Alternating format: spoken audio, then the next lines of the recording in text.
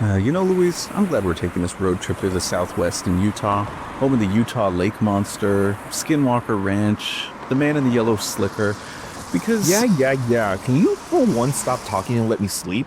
I haven't slept for 18 hours. You're starting to get on my nerves. Hey, all right, it's not my fault you wanted to stop by the Clawson UFO site and dig through the dirt trying to find something. That's on you, buddy. Sorry, Tim. I'm not me when I'm hungry. Here, try this Snickers. Tim. I'm kidding. Oh, hey, there's that mine you wanted to check out. You can take a nap in there. You want to sleep inside? The fuck is wrong with you? I don't know what's wrong with me.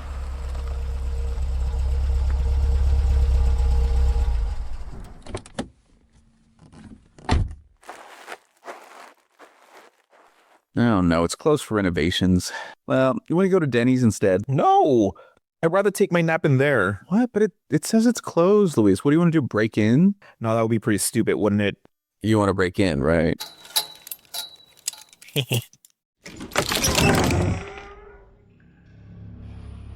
I can't see shit. Did you bring your phone? Turn on the flashlight. Oh, wow. Look at the old lanterns, broken down ladders, and... Oh, wait, is that a skull? I don't think it's closed for renovations. This place looks like it's been closed for years. Yeah, I don't know. Maybe we should leave. We're already inside. Let's just walk a couple of 100 feet and see what we find. Oh, God, the air. It smells like the inside of a donkey's ass.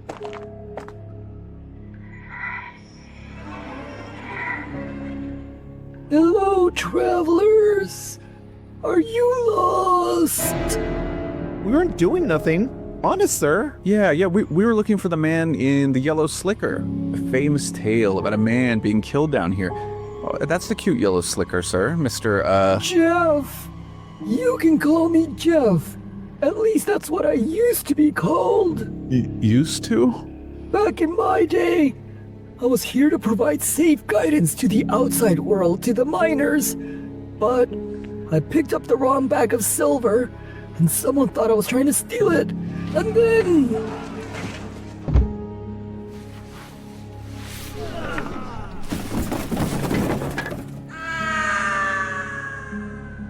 So, you're a ghost. Great. It is great. Now, I warn people of the dangers ahead. I wasn't done talking.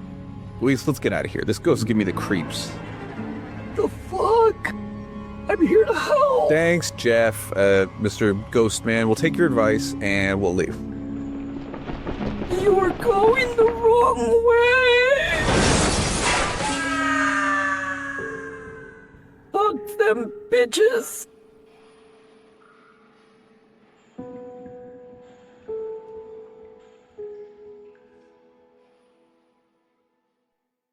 Tim, are you ready for this episode? I think I am. Wait. That's the last time we break into an abandoned mine. I know, the last time. Last time. Maybe we'll do it more if folks want us to do this. Like, Okay. yeah, we can do a live podcast and just like break into a mine shaft or whatever they're called. Oh, okay, I'm down for that. Okay, well, that sounds good. Well, everybody, welcome to the Itty Bitty Horror Podcast with Luis and Tim. This podcast, we discuss everything from horror movies to the scariest tales out there, with a little teeny tiny dash of Mormon humor. Oh, the Book of Mormon? Timmy boy, how have you been? I've been good. Have you, by the way, seen the Book of Mormon, the musical? No, I have not. Well, it's really funny. You're missing out if you haven't seen it. People, if you're on Broadway ever and you have the chance to go see it, you should. Yeah, the only things I've seen about Mormons, aside from like real life, like them knocking on our doors or anything, Oh, yeah. it's like this video on xvideos.com, and it was... Okay. You know what? Never mind. I'll keep it to myself. It'll be in the Substack for our listeners. Oh, nice. Listeners, you have that to look forward to. Exactly. For today's episode, we're going to be discussing a variety of different ghost stories from Utah. Stories that aren't as well known as other mainstream paranormal events. But first, before we start, Tim, a couple of questions for you. Have you ever been to the Beehive State? And have you ever heard of any stories related to Utah, ghost stories specifically? Well, first, I didn't know they were called the Beehive State. Yeah. Well, there you go. Do you know why? No? Why? It's because a lot of Beyonce's fans live there, and they're known as the Beehive. So there you go. Wow, I didn't realize that was the state with the most Beyonce fans, but go figure. Yeah, Utah. Wow. Yeah, well, I have been to the Beehive State. It's actually, and I'm being very genuine, it is probably the prettiest state in the kind of that southwest region of like Mhm. Arizona, New Mexico, all of those. Yeah. I feel like Utah is the like prettiest as far as its geography is What concerned. is it about Utah that you think is very aesthetically pleasing? Oh my God. Well, it's just I mean, they have a lot of national parks, which I love. I think Arches is in Utah, if I'm not mistaken. Uh-huh. And it's just beautiful. And no, it is desert. A lot of it is desert, and it's like rock formations, and it's just very pretty there. And I feel like and yeah, and they have the snow as well, although I've never been when it was snowing, but yeah, So I've never been to Utah myself. I've been missing out. Yeah, I've been in multiple layovers because you already know I'm definitely afraid of flying. So every time I And you're a fly, Delta boy. and I'm a Delta boy, so it always stops in Utah. And what I will say is their airport is like the nicest smelling airport. It smells like a nice hotel. No, seriously, like I was actually just there, and I don't recall that actually. no, maybe it's their bathroom. I don't know, but it smells like like when you go into a really nice hotel room and you smell like this very perfumey type smell. That's the way the whole Yeah. airport to me smells like. That's so funny. I do not recall that at all, but I remember thinking that the airport was really clean.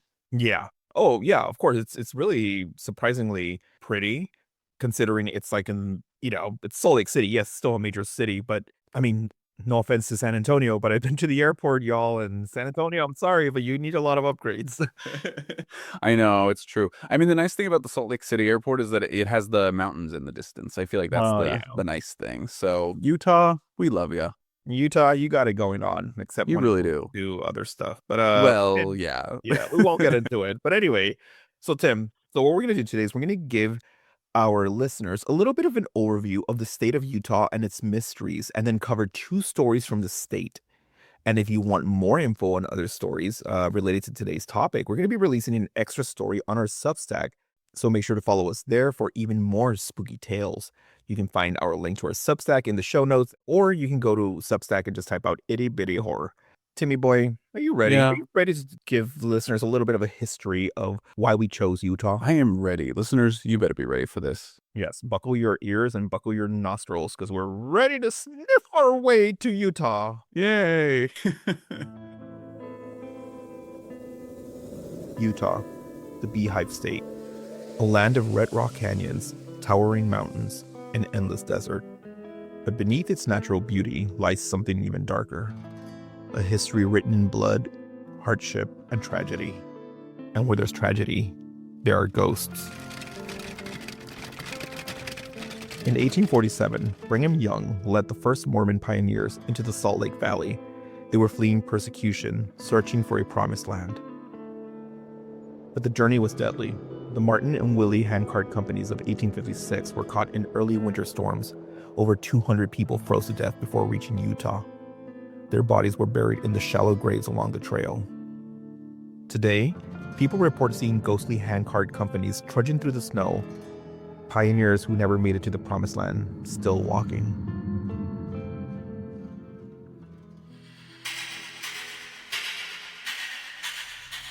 For the late 1800s, Utah's mountains were honeycombed with mines, silver, copper, gold. But mining is a dangerous work. Men died by the hundreds.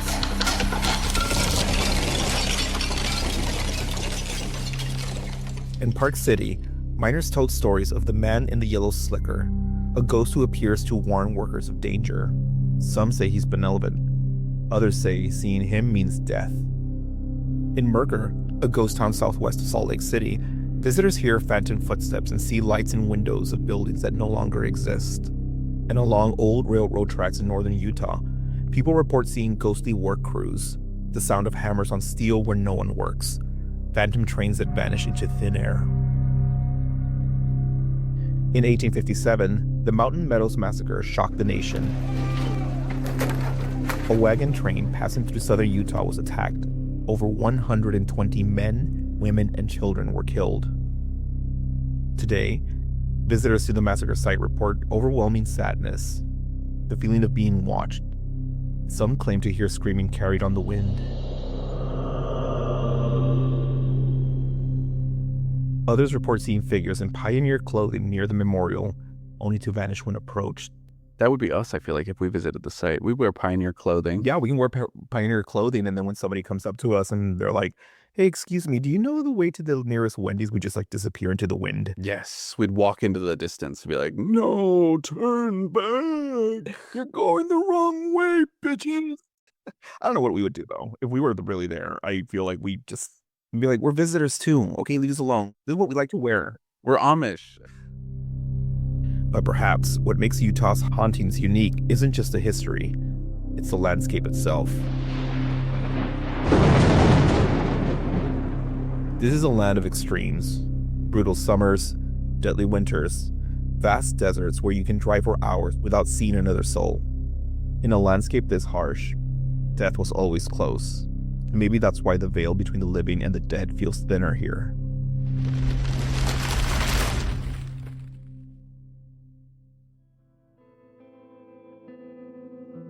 In the Uintah Mountains, hikers report feeling watched by something that isn't quite human. They hear voices calling their names from the forest, see figures that move wrong, that disappear when looked at directly. And in the canyonlands of southern Utah, visitors report strange phenomena. Time distortions, missing hours, the feeling of stepping into another world entirely.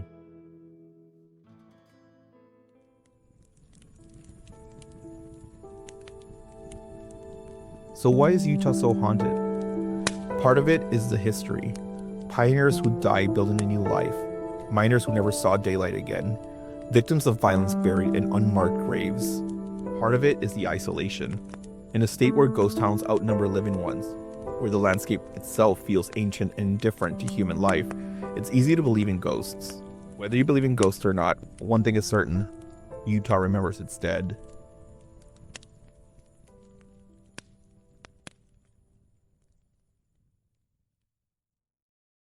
Remember us. They're still here.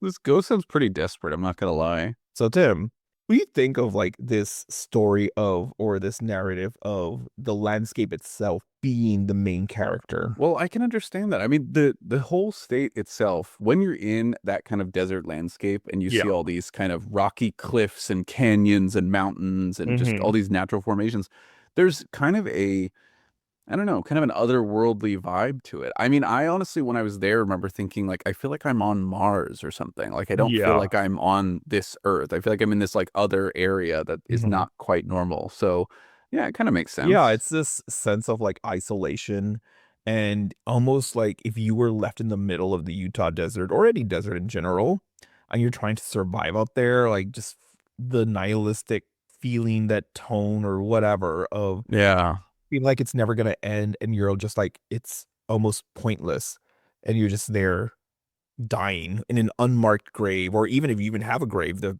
freaking, what are those big birds called? The ones that, you know, vultures fly around your dead bodies. Yeah, the vultures, they're ready to just snatch you up and swallow you whole. Yeah, no, you're right. It's true. But I do feel like if I was going to die anywhere, the Utah desert would be kind of cool. Well, listeners, you heard it here first. If well, no, I'm just saying among all the places, I'd rather die there than like Death Valley. Well, yeah. So, Tim, obviously we talked a little bit about the landscape because that's what Utah's most famously known for, right? Yes. And how so many people have died. But what we're going to be doing is we're going to be talking about, well, I say 3 stories, but one of them is 3 mini stories. Oh. And this one maybe doesn't necessarily play with the land of Utah, but other stories will. But this is going to be more about the town of Provo, Utah. So the first story is actually just a collection of different paranormal events that have occurred in the college town. And we used the most haunted places in Provo from US Ghost Adventures Tours as a source. And of course, the link to the full stories will be posted in the show notes. Sounds good.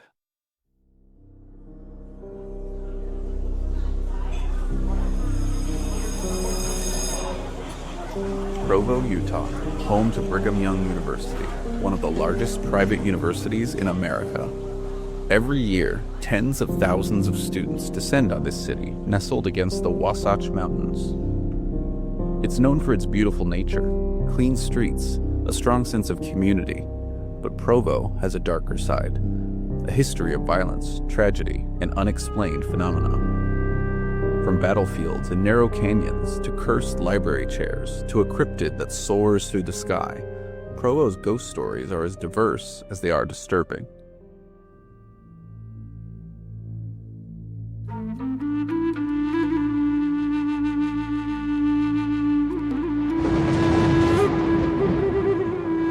Rock Canyon. Today, it's a popular hiking destination, known for breathtaking views and steep terrain. Climbers scale its cliffs. Families picnic along the trails. But if you're brave enough to hike here during overcast or rainy weather, you may experience more than just nature. In the 1850s, Rock Canyon was a battlefield. The Battle of Fort Utah, an armed conflict between Mormon pioneers moving into the area and the native Uintah tribe whose land this had been for centuries. The fighting was brutal. Several high-ranking Uintah tribe members died on the canyon floor, including the chief's wife. According to legend, she attempted to escape by climbing the steep canyon walls, but the rocks were slick, unstable. She slipped and fell to her death. Today, many believe she is the primary spirit haunting Rock Canyon. Hikers report hearing a woman's cries echoing through the canyon, sometimes accompanied by a high-pitched scream that seems to come from nowhere and everywhere, all at once. But she's not alone.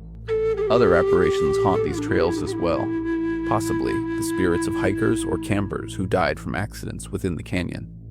One of the most commonly seen ghosts is a man dressed in clothes from the 1970s. Bell-bottoms, a faded jacket. He looks like any other hiker.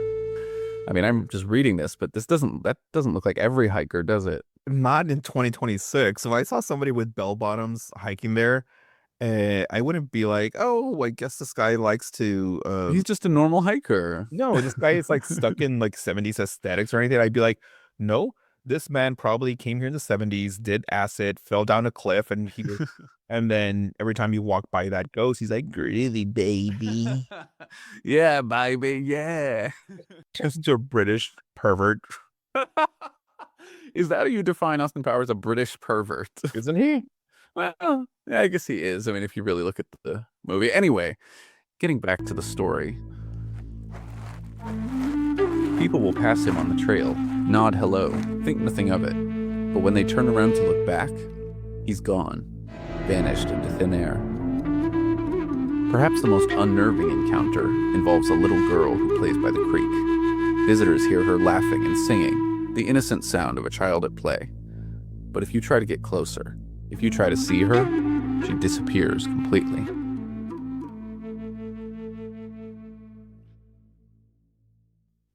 Okay, well, I mean, if you really think about it, you know how were talking about this, Tim, when it was you, myself, and Charlie, we were talking about hotels and how we don't know how many people have actually died at hotels.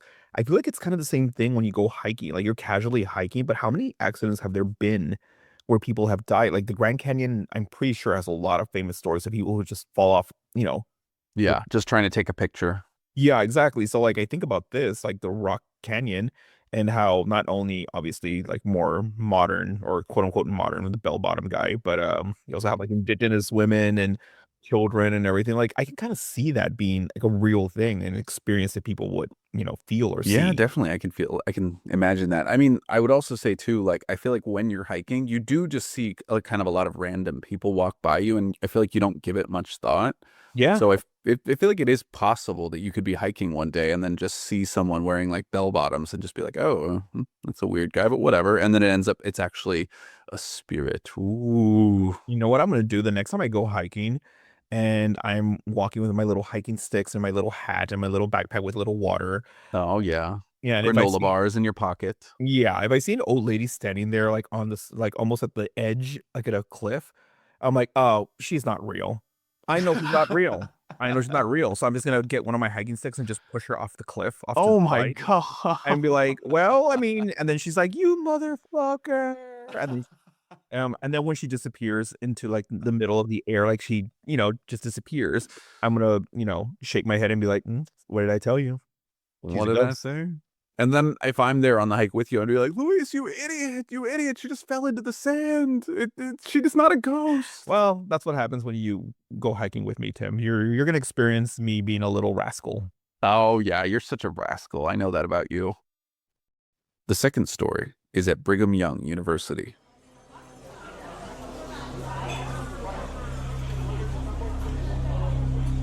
Brigham Young University was founded in 1875, making it home to some of the oldest buildings in Provo, and a few of these buildings host more than just students. The Harold B. Lee Library is one of the most haunted spots on campus. Students studying here experience intense temperature fluctuations that make no sense. No matter what the staff tries, the library is always far too hot or far too cold, never comfortable, never right. And late at night, long after everyone has left, people hear something else. A low moaning that seems to come from the walls themselves. But the strangest thing in the library has to be the ghost chair. In the harp room, there's a chair that just appeared one day. No one knows where it came from. No record of its purchase. No explanation for its presence. Staff members have tried moving it, removing it entirely, but it always returns. Always ends up in the same spot. Like it belongs there. Like something needs it to be there. Another haunted building is the Mazer Building, constructed in 1911. But before the building existed, this land served a different purpose. It was a cemetery. Over 60 people were buried there before officials deemed the soil too sandy for a proper graveyard. The bodies were exhumed and moved elsewhere. But it seemed their spirits were already tied to the spot. In recent years, students have heard doors on campus slam on their own, seen shadow-like figures move rapidly across hallways, too fast to be human and too deliberate to be imagined. Many students refuse to be in the Mazer Building after dark. Those who have no choice walk quickly through the halls, eyes forward, never looking into the empty classrooms. Because if you look, you might see something looking back.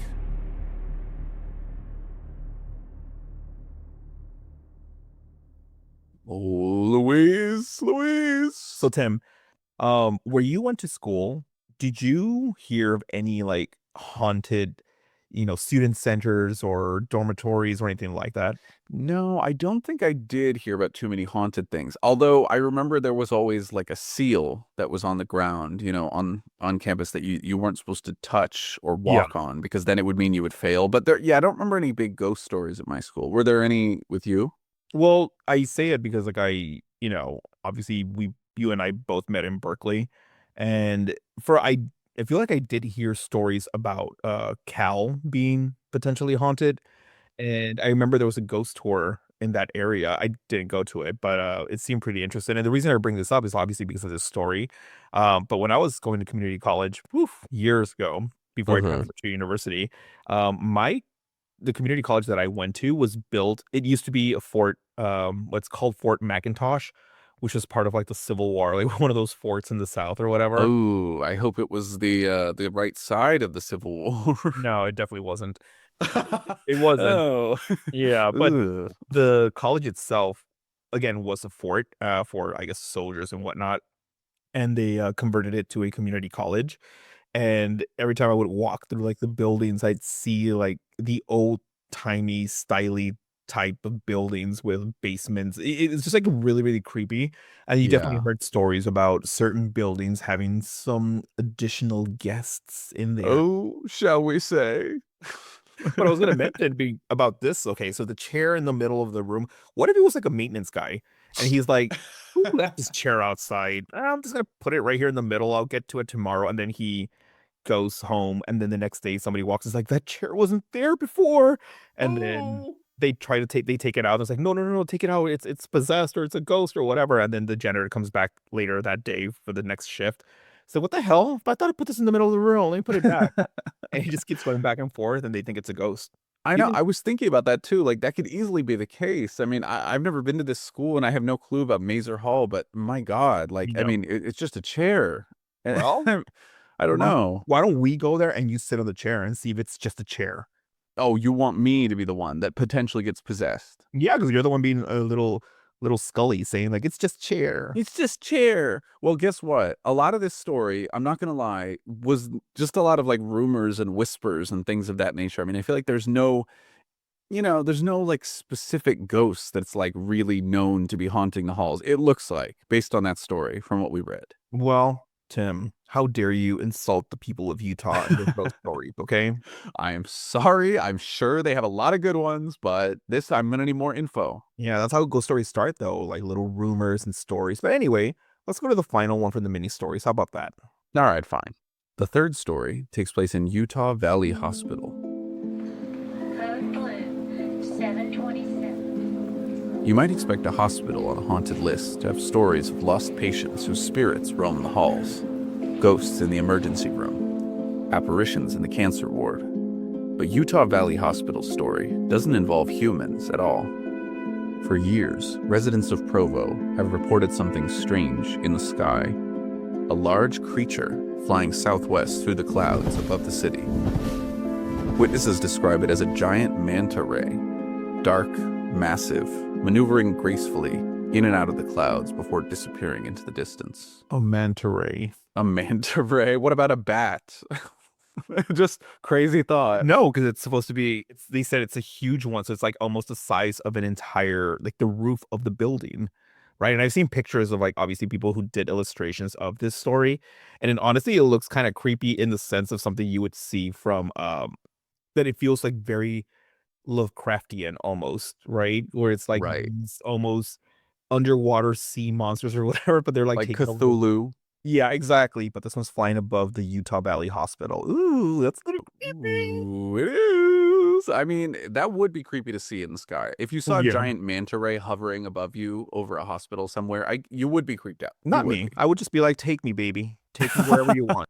You'd call it baby. Yeah, of course. I want it to say something perverted. But Some claim to have seen it land on one of the Uintah Valley Hospital buildings, perching there like a massive bird before taking flight again. The sightings are consistent enough that some residents have proudly claimed the manta ray as Provo's very own cryptid. They stay up late at night, cameras ready, hoping to catch a glimpse.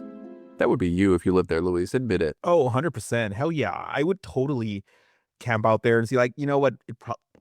Something's probably not going to happen. And you're visiting me. Let's say I lived in Utah. You come to visit me. I'd be like, Tim, let's just go there. And then I feel like we would have fun. We would just sit outside at the hospital and just, open up our truck, sit in the back and just drink some beers and have some fishing rods, even though there's no water nearby. But we just have fishing We rods. just Yeah. have fishing rods and we're just waiting for like a manta ray to appear. I think that would be kind of cool. Even if something doesn't appear, I think it's just the experience of it. I think that would be You're kind of right. Yeah, you're right. The experience would be fun, but we would look freaking insane. Oh, well, I mean, we probably already do, but yeah, you're right. Oh, well, speak for yourself. Others offer a more mundane explanation. Apparently, a colony of bats lived in the attic of an abandoned hospital building for many years. At night, they would leave together in a massive swarm, hundreds of bats moving as one unit, always traveling southwest. From the ground, in the dim evening light, such a swarm could easily be mistaken for a single large creature, a living shadow against the sky. The bat theory makes sense. It's logical, scientific. But the people who've seen the manta ray cryptid insist that it's something else. Something that can't be explained away by a colony of bats. They describe it as too large, too coordinated, too intentional, moving with purpose rather than the chaotic swarm of animals. So what is it really? A cryptid unique to Provo's skies? Or just bats creating an optical illusion? No one knows for certain, but late at night, if you look up into the sky above Uintah Valley Hospital, you might see something moving through the clouds, something that doesn't quite belong. What if you and I, again, continuing the story, are sitting there and then we see the big manta ray in the clouds? Because I'm assuming it's like semi-covered because of like fog or clouds or something, right? Right. That's why people can't really point it out. But it turns out to be a bunch of bats. And we're like, oh, look, it's just bats, Tim. Oh, yeah. It's just bats. That's what Yeah. I'd say, probably. Yeah. And then we're just looking there like, these bats, these pesky little bats. And then in the middle, in the middle of the formation of the bats, there's a hole that opens up. And you just Oh. see one figure coming down. And it's Batman. And he just lands in our truck. And he just like breaks both of our jaws for no reason. Pow! Wham! Yeah, I mean, I feel like that would happen. I feel like it would too. It's very logical. Yeah. Yeah, I think Batman is the manta ray. Okay. I'm sure listeners are really happy they tuned into this episode. Okay, so after hearing these three little stories, Tim, do you Yes. think we should make our way to Provo, Utah, or do you think it's like, I need a better story to move? If I'm gonna go to Utah to visit a paranormal event, I need something stronger. I feel like I need something a little stronger than these just like little faint whispers of maybe something. Although I have to say, the giant manta ray in the sky did pique my interest a little bit. A little bit. Yeah, yeah. Well, guess what, Tim? The next one is the most famous story from Utah, the Beehive State. Oh, yes, the Beehive State. Listeners, for the next story, we used our trusty friend Wikipedia to give us details on Skinwalker Ranch. Tonight, we venture into the heart of the American Southwest, to a place where the veil between our world and something other grows thin. Oh, my. There's a 500-acre stretch of land in Uintah County, Utah, known as Skinwalker Ranch. But remember, Timmy, what you're about to hear isn't just a story. It's a whisper from the edges of reality. Oh, no. Picture this, Timmy boy. Okay. A vast, isolated property southeast of Ballard, Utah, bordered by Uintah and Eerie Indian Reservation. The name Skinwalker comes from the Navajo legend, a witch, a shapeshifter, capable of assuming animal forms to wreak havoc. But this ranch, it's no mere folklore. It's a magnet for the inexplicable. It started recently enough in 1994, when Terry and Gwen Sherman bought the land from the Myers family, Get your ass back here. who owned it for decades without incident, or so they claimed. The Shermans moved in with dreams of ranching, but those dreams twisted into nightmares.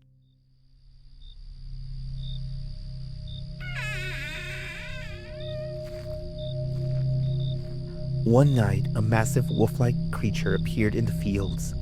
Its eyes glowed piercing red, like embers from hell. The Shermans fired bullets into it, point blank.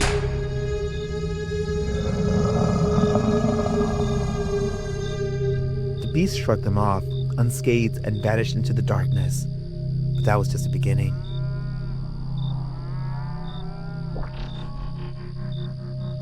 Cattle began disappearing, not just gone, but mutilated. Precise surgical cuts, organs removed with laser-like precision. No blood, no tracks, just silence and horror under the starlit sky. Wow. Then came the lights, Tim. Orbs of glowing energy dancing across the property like malevolent fireflies. UFOs hovered overhead, silent and watchful. The family heard voices, whispers in unknown languages. Objects in their home moved on their own, doors slamming, furniture shifting in empty rooms, and dildos getting misplaced. Oh, no, no.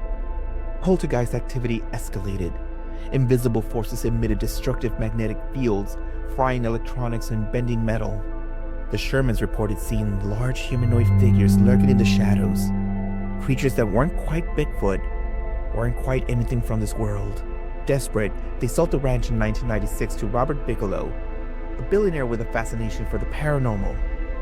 Bigelow founded the National Institute for Discovery Science to study it.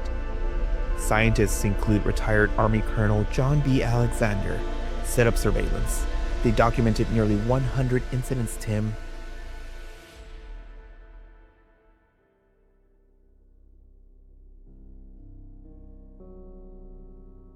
One researcher claimed to see a massive dark shape emerge from a glowing rift in the air, only to dissolve like smoke.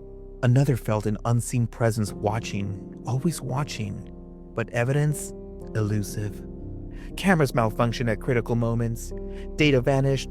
The ranch seemed to toy with them, revealing just enough to terrify, but never enough to prove. And in 2007, a secret program funded by the Department of Defense, $22 million strong, investigated UFOs inspired by the ranch. Even Senator Harry Reid got involved after hearing tales of supernatural encounters. What? Yes, sir. Skeptics, of course, cry bow. Oh! Robert Schaefer calls it a hoax cooked up by the Shermans to sell the property. James Randi mocked Bigelow with a Pegasus Award for funding useless paranormal studies. And in 2023, UFOologist Barry Greenwood slammed the government program for yielding no hard evidence after decades. The previous owners, the Myers, lived there for 60 years with nothing unusual. Coincidence? Or something more sinister, Tim, like the land itself choosing when to awaken. But the ranch doesn't care about skeptics. In 2016, Bigelow sold it to Brandon Fugel. Roads are barred, guarded by cameras and wires. Signs warn trespassers away. Yet reports persist. Drones capturing thermal anomalies, ground-penetrating radar revealing buried secrets, lasers piercing the night only to bounce off nothing. What lies beneath Skinwalker Ranch? Ancient Native American curses, interdimensional gateways, extraterrestrial bases? Or is it all in our minds? A collective delusion led by isolation and fear. Fugel's team, featured on the History Channel's The Secret of Skinwalker Ranch, pushes on. They've seen shapes shift in the mist, heard calls from creatures that shouldn't exist. One episode captured a wolf-like entity prowling the perimeter, eyes red, form flickering like a glitch in reality, and a big wolf dick ready to munch you. What does that even mean? Is Skinwalker Ranch a portal to hell, Tim? Is it a UFO hotspot? Or just a patch of cursed earth? The truth remains shrouded in the unknown. So hold on to your tits and sleep tight. Okay, Tim. What are your thoughts of Skinwalker Ranch being a jack of all trades, master of none? They have like all UFO hotspots, maybe Bigfoot, maybe it's a chupacabra, maybe it's the Llorona, maybe it's Tim's What? flailing dildo. Okay. Well, if you want my honest opinion, I do kind of feel like it needs to pick a lane. That's my feeling about it. What do you think? Well, so it's like if you watch, there's a documentary on this, that they were talking about, right? The history, the secret of the Skinwalker Ranch, and they talk about a lot of these things. And I was watching, I think it's on Netflix or something, but it was a very interesting because, like, you're right, they just don't like. Can you just pick something and just stick to it? Yeah, like, are you aliens? Are you ghosts? Either ghosts or aliens. They're like Llorona. It's like Bigfoot, like Chupacabra. It's everything. It's everything. Yeah, I know. I mean, it's cool, I guess, that it's had so many things there. And in a way, maybe it's kind of like, I mean, let's pretend this exists in real life. It's kind of like the Hellmouth in the Buffy the Vampire Slayer, right? Everything just kind of emerges from it. I don't know. I feel a little scared. I don't want to go to Utah anymore, and I'm scared. I feel like the Mormons are going to take me there, and they're going to... No. Yeah, they're going to hit me with a Mormon Bible thing, whatever, on the head, and then just dump me in the desert and wait for me to get picked up by a shapeshifter. Well, Or a skinwalker, sorry. you might be overreacting slightly. Well, I don't know. Are there any Mormon listeners? Are there any Utonians? Utonians? Utahns? Utah. How do you say it? What do you say? Or Utonian? I don't know. But yeah, I feel like if we were to go to Utah, we would definitely stand out. Yeah, we would. We would, I think. Well, I don't know about you, actually. Yeah, I was gonna say you might stand out more than I do. It's a very well, how do we put this? A very Caucasian state. Right. Yeah, you could just wear like a white button shirt with a little black tie, some slacks, and then just hold a book and be like, "Hey, mister, you want to learn about Jesus Christ?" Hey, mister. Or whatever the Mormons say. Anyway. You want to learn about Jesus Christ? I don't know, but yeah, I don't know if we should go to Utah now. I'm a little scared. Well, don't be scared. It'll be fine. Okay, fine. All right. Oh, wow, that was easy. Okay, Tim. So now that we've discussed Rock Canyon, Brigham Young University, Utah Valley Hospital, and Skinwalker Ranch, I'm going to ask you a very specific hypothetical question. Are you ready? Oh, well, this is so unexpected of you. Yeah, I never do these. So let's say you and I are in Provo, Utah, at Utah Okay. Valley Hospital. Okay. We're there to investigate as part of the podcast. We want to have a live stream and just investigate and show it to our listeners. Yeah, why not? Okay. Yeah, but before we get out of the car, a giant manta ray picks up the car and starts flying away with us in tow. How would you try to escape as we're 20,000 feet in the air? Specifically while we're 20,000 feet in the air. The manta ray already grabbed the car that we're both in, and it's flying. It's like zooming past all over Utah. Wait, so but we're still in the car. Yeah, we're still in the car and we have the car's doors locked so we don't fall out. Oh, that's good. And Tim, we're like in the, how do we get out of here? I'd say I know what we're gonna do. Let's well, the car has Bluetooth, right? Presumably. Uh-huh. Okay, so what we'll do is we'll call someone and then we'll turn the volume up to like the max volume while we're in the car. Yeah. And then the vibration from the sound of the Bluetooth ringing will be enough to make the giant manta ray get a little tickled, and he probably will drop us. So we don't survive. Oh wait, yeah, that's right. You're right. Because we're hurtling down towards the earth in a vehicle, and you're like, good thinking, Tim. The manta ray let go of us. But we're heading like 400 miles an hour down to the earth, trying to just grab onto branches or something. Okay, this is the part where we talked about it the other day. We would both jump out of the car. Oh yes, and tuck and roll. And then tuck and roll when we end there. And then with our luck, and we're like, yes, I know. I'm like floating, falling down the middle of the air. I'm like, okay. I remember. Tuck and roll. And then I just land and break my leg. Explode all over the fucking land of Utah, the Utah land. That is probably what would happen to us. Well, Timmy boy, we've come to the end of the episode. What are your overall thoughts? What advice would you give our listeners who are looking to maybe explore the paranormal landscape of Utah? Well, watch out. Number one, apparently. Yeah, watch out. Don't go to that Valley Hospital unless you want to get, swung up into the sky. Yeah, exactly. And let's see. I mean, we could probably list off several tips if you're visiting Utah. Aside from the beautiful landscapes and scenery and the national parks, don't go to any abandoned mines. Don't go to Skinwalker Ranch because, it could be anything there, really.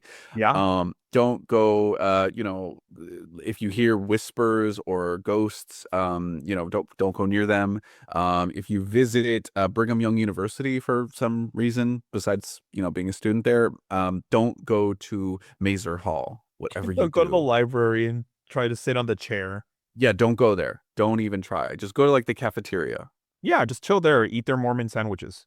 Yeah, I don't really know what you meant by that. But anyway, that's my advice. If you enjoyed today's episode, then feel free to leave us a 5-star review wherever you listen to your favorite podcasts. If you'd like for us to cover a specific story or topic, then email us at ittybittyhorror@gmail.com. You can also follow us on all social media under Itty Bitty Horror. And again, as a reminder, you will actually learn more about today's topic, including the Utah Lake Monster. Then check us out on Substack under Itty Bitty Horror Podcast. The link will be in the show notes, where we're going to be taking a deep dive into the monster from the Lake of Utah. The Utah Lake Monster. That's what I meant. Timmy boy, what are we discussing next week? Actually, next week we might be off, but when we come back, what are we discussing, Tim? Well, Luis, we're going to ride a bicycle. Okay? Yeah. And travel across America and discuss something that's well known to many people on the East Coast and to X-Files fans. Hell yeah. The Jersey Devil. Ooh, I've been waiting for this one. It's a legendary creature said to inhabit the Pine Barrens of southern New Jersey. So keep an eye out for that one. Oh, Tim, you know me. If there's any way I can bring an X-Files reference or topic or whatever. I know. I'm 100% on board. I know you are. Yeah. Well, thanks again, listeners. And remember, even the smallest chills can linger long after the story's done.